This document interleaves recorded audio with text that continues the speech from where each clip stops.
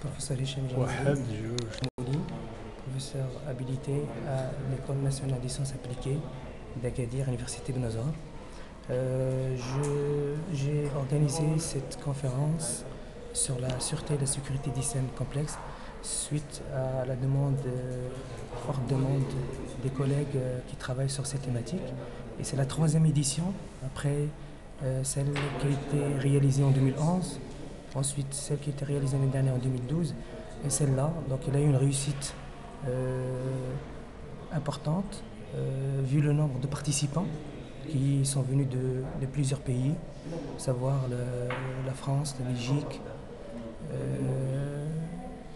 la Tunisie, l'Algérie, le Maroc, et puis bien sûr d'autres pays qui ont contribué fortement dans cet événement.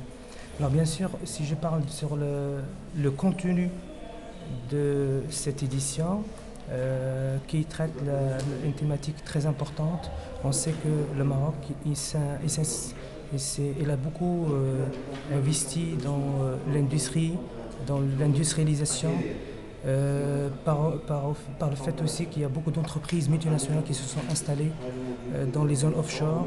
Le Maroc il a une dynamique très forte sur le développement, sur l'énergie, sur le transport. Et bien sûr, toutes ces thématiques sont concernées par cet aspect sûreté, fiabilité et sécurité.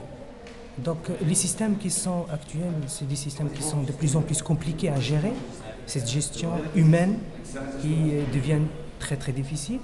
Et par cette thématique, nous voulons sensibiliser et montrer quelles sont les techniques et les méthodes qui existent jusqu'à aujourd'hui pour qu'on a une performance dans nos industries, avec bien sûr des conditions sur la sécurité.